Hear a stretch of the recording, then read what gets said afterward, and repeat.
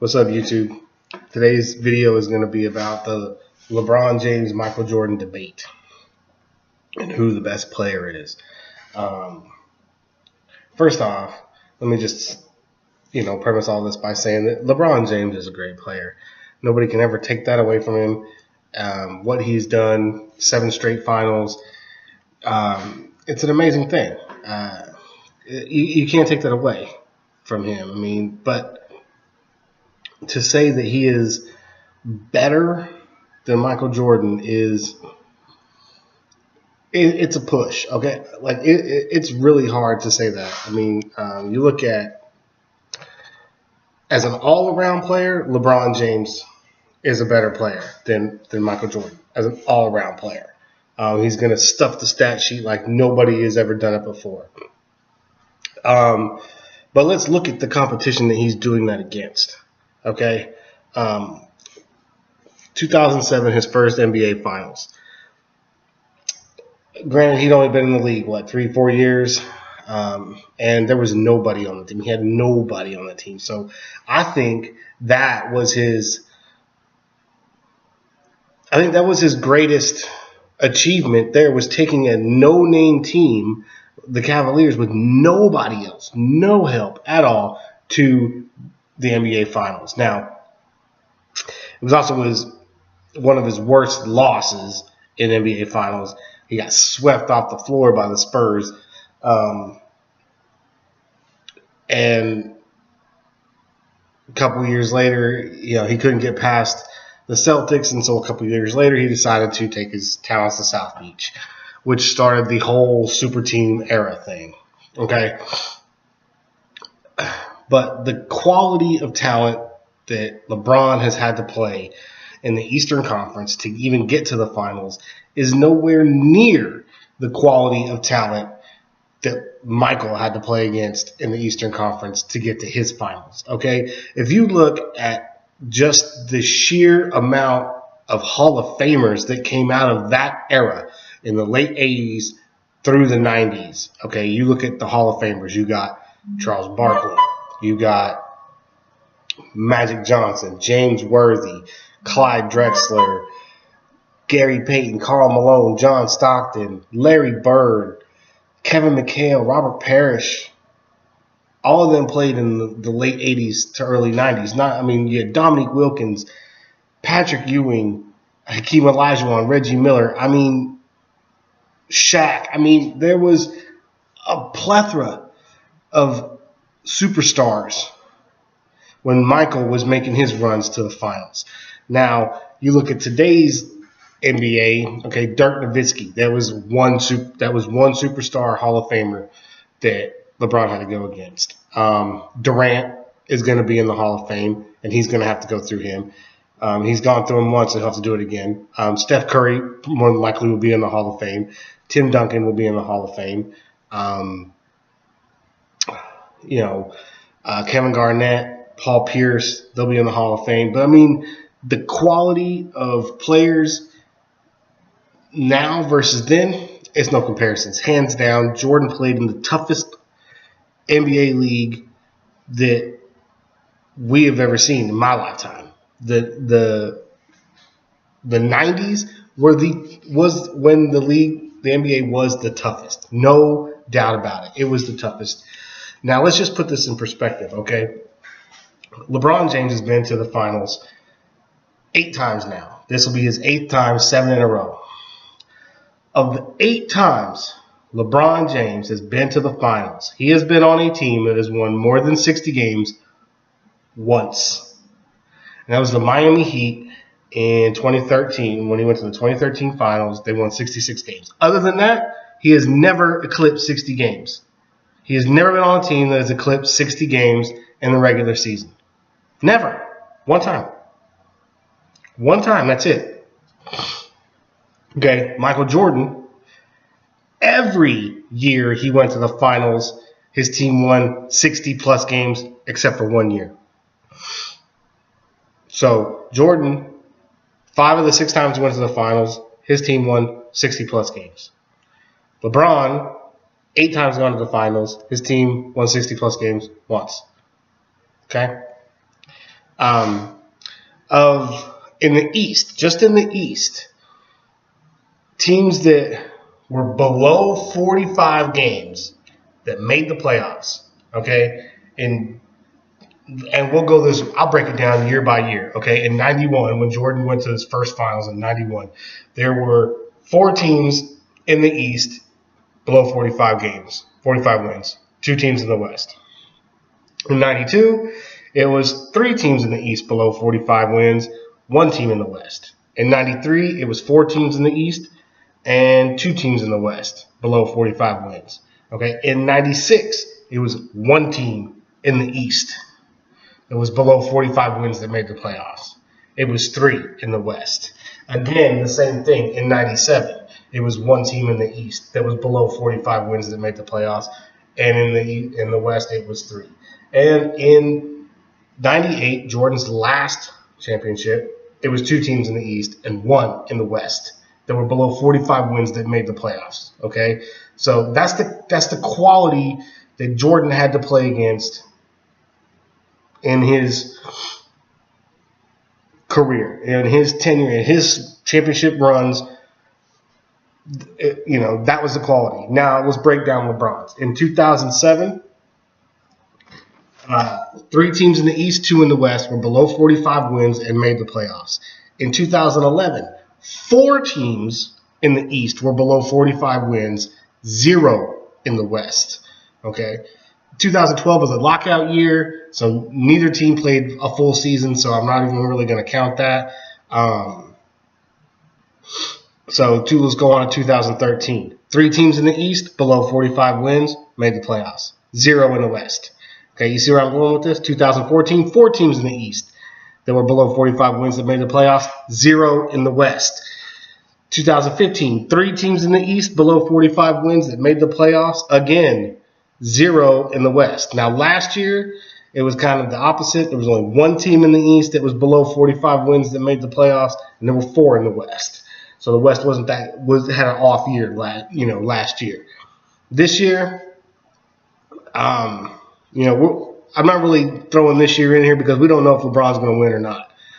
He needs to win in order for him to even stay in the conversation with Michael. If he loses this finals, it's done. He is out. 5 losses in 8 finals. That's it. You are no longer ever going to be in the conversation with Michael Jordan. You win this one and you beat this team with Kevin Durant and Draymond Green and Steph Curry. You beat this team in the finals, and we will have this. You just elevated your game to where you and Michael are almost on the same tier. I mean, maybe 1 step below, because Michael never lost the finals, and it's going to be hard to ever put him above Michael because of that reason. Okay, so let's look at how many teams in those years won more than 60 games. In 2007, for LeBron, in 2007, 2 teams in the entire league were over 60 games, 60 wins. In 2011, there was 1 team. In 2012, no team won more than 50 games because of the lockout. So, like I said, we're not even going to count 2012. 2013, 1 team. That was LeBron's. 2014, no team in the East was over 60 wins. 2015, 1 team in the East was over 60 wins. And that was and again, in 2016, no team over 60 wins in the East. None. Now, when Jordan played in '91, 1 team in the East. That was Jordan's. In '92, 1 team in the East was over 60 wins. Jordan's again. In '93, 1 team in the East was over 60 wins. It wasn't Jordan. Jordan's team only had 57 wins. But it was close. But 1 team in the East still. So 2 teams in the East in '96. 1 of those was Jordan's. 2 teams in '97. 1 of those was Jordan's. And 1 team in '98. 1 of those was Jordan's. So you see where I'm getting here? Jordan's team, with Jordan on his team, being the scorer that he was, they were pretty much guaranteed to win 60 games a year. LeBron's team, you're lucky if you're getting 58, for the year. This year, they made the playoffs with 51 wins, okay? So while I will give you that LeBron James is by far the better overall basketball player. He's a better rebounder. He's a better passer. He has more steals. He'll have more. He'll stuff the stat sheet. But when it comes down to it, when the game is on the line, or when the money is on the line, and when everything counts, Jordan never faltered. LeBron has faltered 4 times. 3 of those times have been really bad. You got swept, didn't even win a game in your first finals. Okay, and then in the Mavericks, you have one of the greatest meltdowns of a superstar that anyone has ever seen in the finals. In 2014, you got beat by the Spurs by a record margin in the NBA Finals. And then the first time you lost to the Warriors, or the time you lost to the Warriors in 2015, you held your own on that one, and but you didn't have any help, and so the whole thing fell apart. I think that was probably your best loss, was 2015 when you played against the Warriors. And then in your wins, if you look at the win, you beat the Thunder, but they were a young team and really didn't know how to play together, and then ultimately they lost Harden, and then a few years later Durant decides he's going to leave. That Thunder team was just coming into its own, and they could never really find the right chemistry to play together. Okay, in 2013, it took you 7 games to beat the Spurs. Okay, and if it wasn't for that, probably the best clutch shot ever made by a player in the finals, with Ray Allen hitting that last second 3 to tie the game in Game 6, I don't think you win that series. And then, of course, you had the greatest comeback in NBA Finals history last year, down 3-1, come back to beat a 73-win team. That one, probably your best win. So in the last 2 years, you've had your best win and your best loss. Your most impressive win, and the loss where it wasn't as bad as everything else. So you're just now coming into, playing great or whatever, whereas Jordan did it from the time he hit the finals. It was a done deal. Never went 7 games. Never let a finals get to 7 games. He was a 6-time finals champion, 6-time finals MVP. So it's really hard to put LeBron above Michael Jordan. And let me get this. Let me just put this out here too, because Michael Jordan would have 8 championships had he not decided to retire. And I know a lot of people, there's a lot of speculation and rumors, Jordan retired because he was just worn out and he couldn't play, he was fatigued. And I've heard Colin Cowherd say this. And then I've read an article where they said that Jordan retired because he made a deal with David Stern to take a year or 2 off to avoid a gambling investigation, where there's no proof and no validity to that theory at all. My personal theory is that this just so happened to come right after his father's death, and his father was a huge baseball fan and always wanted to see his son play baseball, and that, to me, is why Michael Jordan retired. In honor of his father, he retired from the game of basketball to go try to play baseball, to honor his father's memory, and to do something for his father that he would have never would have thought of had his father not passed away. So if Jordan would have never retired, if Jordan's dad would have never passed away and Jordan would have never retired, he'd have 8 rings, 9 rings probably. So because after the I don't know about the 99 season, because the 98-99 season, because he retired after 98, the championship of 98, because the team was starting to split up and they were getting ready to fire Phil Jackson and this, that, whatever. And Michael was like, you know what, I'm not going to do this. I'm not going to play for some scrub coach or whatever. So he retired a second time. And then he came back and played with the Wizards for a little while. That was all fine. But we're just talking about championships here. So that's my case. LeBron is a great player and will beat Michael in almost every stat sooner or later. But as far as being the GOAT, the greatest of all time, just because you can stuff a stat sheet doesn't make you a great player. Everybody has said that this year about Russell Westbrook.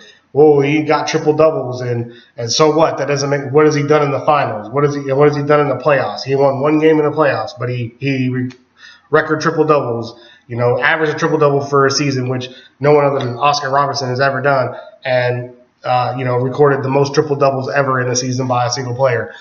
But at the end of the day, it doesn't matter because he didn't win playoff games. Well, if we're going to use that argument against Russell Westbrook, as far as stats don't matter, championships matter, well, then we can use that argument against LeBron James too. LeBron James may be able to stuff the stat sheet like no other player in the history of the NBA, but it don't mean a thing if you ain't got that ring. I'm out. Subscribe to my channel and follow me on Twitter at Jekyll the Devil. And I'll holler at you guys later.